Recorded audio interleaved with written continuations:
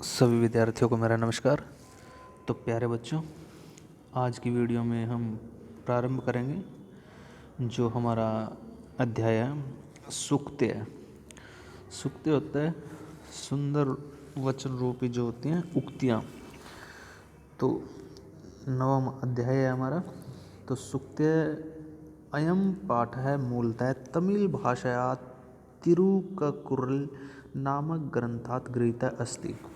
अयम पाठ है, यह जो पाठ है मूलतः यानी कि मूल जो भाषा है इसकी तमिल भाषा में से तिरुक्कुरल, ये इसमें जो रू के बाद है इसमें ये आधा क है और फिर इसके बाद पूरा क है, तो कुरल यानी कि तिरुक्कुरल नामक जो ग्रंथ है तमिल भाषा को वहाँ से यह लिया गया है।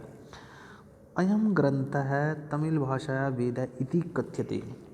यह जो ग्रंथ है वो तमिल भाषा का वेद कहा जाता है।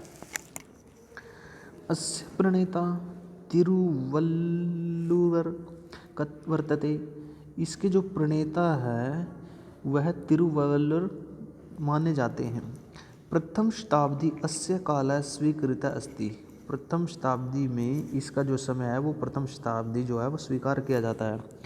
धर्मार्थ काम प्रातिपदिको एवं ग्रंथ है। धर्म, अर्थ और काम इसके जो है वो तीन भाग हैं। धर्म, अर्थ और काम इसके तीन भाग माने गए हैं। त्रिषु भागेषु विभक्तस्य, यह तीन भागों में विभक्त है। तिरु शब्द है श्रीवाचकः अस्ति। तिरु जो शब्द है वो श्री शब्द का वाचक है। तिरु शब्द श्री शब्द का वाचक है। अतः तिरुकुरल शब्दस्य अभिप्रायो भवति। इसलिए तिरुकुरल जो शब्द है उसका अभिप्राय है श्रिया युक्ता वाणी, अर्थात श्री युक्त वाणी। अस्मिन् ग्रंथे मानवानां कृते जीवन उपयोगी। इस ग्रंथ में मानव के जीवन के उपयोग के लिए सत्यम मैंने सत्य सरस गम्य पदे प्रतिपादितम अस्ति। इस जो ये अध्याय है, जो ये ग्रंथ है, इसमें जो मानव जीवन का उपयोग है उसके लिए सत्य, सरल, सरस, जो गम्य अर्थात गाने योग्य जो पद हैं वो प्रतिपादितम अस्ति, वो प्रेरणा युक्त हैं, दिए गए हैं। तो इसमें लगभग 8 जो श्लोक हैं। आज की वीडियो में हम पहले जो 4 श्लोक हैं उनकी व्याख्या हम करेंगे। तो पिता यच्छति पुत्राय बाल्ये विद्याधनं महत्, पिता अस्य किं तपस्तेपे इत्युक्तं तत्कृज्यत। बाल्य होता है बचपन, यच्छति मैंने देना, तेपे होता है तप किया, और उक्ति होता है कथन, तम होता है उस पिता के प्रति, और कृतज्ञता होता है उपकार मानने का जो भाव हो। तो पिता यच्छति पुत्राय बाल्ये विद्याधनं महत्, अर्थात पिता अपने पुत्र को या पिता अपने पुत्र के लिए बचपन में ही महान विद्या रूपी जो धन है वो देता है। अर्थात प्रत्येक पिता जो होता है वो अपने पुत्र के लिए, अपने बच्चों के लिए विद्या रूपी जो महान धन होता है वो प्रदान करता है, अर्थात उनको शिक्षा देता है। पिता अस्य किम तपस्तेपे इत्युमिक्त सत्यकृतकृज्यता, अर्थात पिता ने इस पुत्र के लिए कितना तप किया है। पिता अस्य किम तपस्तेपे, पिता ने इस पुत्र के लिए कितना तप किया है। इत्युक्ति अर्थात ऐसा कहना ही, यह कथन ही उस पिता के प्रति उसकी कृतज्ञता को प्रकट करता है, उसके उपकार को मानता है। कहने का क्या भाव आता है कि बाल्यकाल में, बचपन में पिता अपनी संतान के लिए जो कष्ट सहन करता है, योग्य पुत्र उसके इस तप को अनुभव करता है और अपने पिता के प्रति आभार प्रकट करता है। यह आभार प्रकट करना ही उसकी कृतज्ञता को दर्शाता है। अवक्रता यथा चिते तथा वाची भवेत यदि, तदेवाहु महात्मानः समत्वमिति तथ्यतः। अवक्रता होती है सरलता, और यथा जैसी, वाची का अर्थ होता है वाक से निष्पन्न होकर बनी है वाणी, तदेव होता है उसे ही। और समत्व होता है समानता, तथ्यता का अर्थ होता है वास्तव में।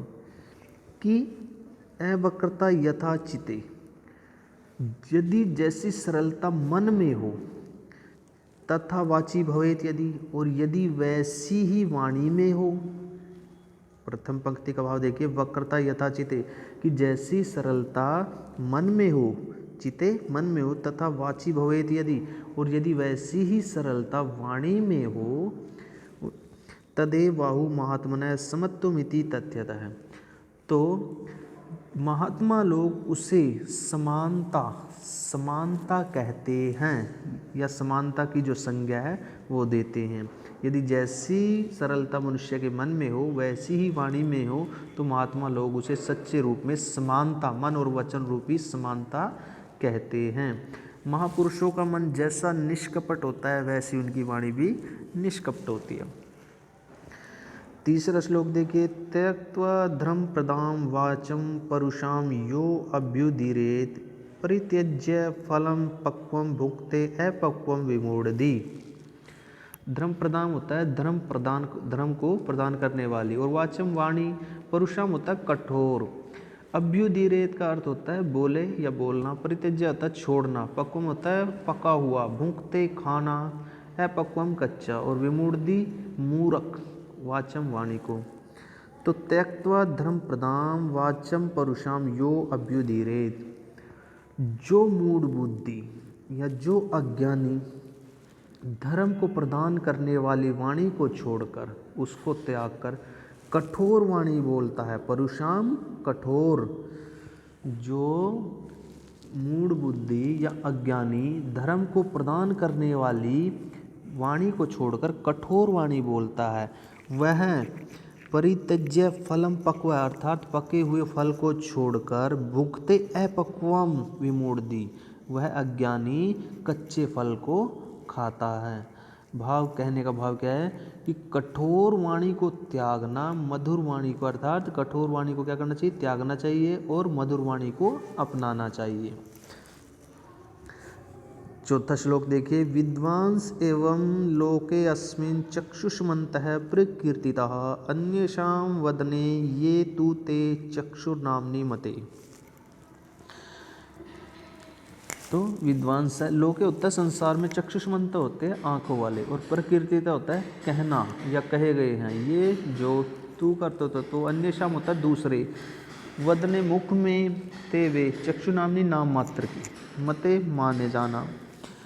तो विद्वांस एवं लोके अस्मिन् चक्षुष्मंता प्रकीर्तिता, अर्थात कि इस संसार में विद्वान जो लोग होते हैं, ज्ञानी जो पुरुष होते हैं, वही उन्हीं मनुष्य की जान जो होती है, जो ज्ञान होता है, वही उनके ज्ञान चक्षु ही मनुष्य की असली आँख है, असली नेत्र हैं, और जिनसे जो है जीवन का दर्शन होता है। अर्थात इस संसार में विद्वान लोग ही आँखों वाले कहे गए हैं। कहने का क्या अभिप्राय है, विद्वांसा एव लोके अस्मिन् चक्षुष्मन्तः, विद्वान लोग ही आँखों वाले कहे गए हैं। दूसरों के मुख पर जो आँखें हैं वे तो नाम मात्र की आँखें मानी गई हैं। अन्येषां वदने ये तू ते चक्षुर्नाम्नि, नाम की आँखें जो है मते मैंने माने गए हैं। अर्थात इस संसार में विद्वान जो पुरुष होते हैं वही आँखों वाले माने गए हैं। अन्यों के जो मुख पर आँखें हैं वे तो नाम की आँखें हैं। भाव क्या है, कहने का भाव यह है कि ज्ञान चक्षु ही मनुष्य की असली आँख है, जिनसे जीवन का दर्शन होता है। भौतिक आँख अतीत और भविष्य को नहीं दिखा सकती। तो आज की वीडियो में हमने जो पहले जो 4 श्लोक हैं उनकी व्याख्या की है। तो अगली वीडियो में इसके जो शेष श्लोक हैं उनकी व्याख्या हम करेंगे। तो सभी विद्यार्थी इन श्लोकों को कंठस्थ भी याद करेंगे और इनकी जो व्याख्या है वो अच्छे से देखेंगे। धन्यवाद।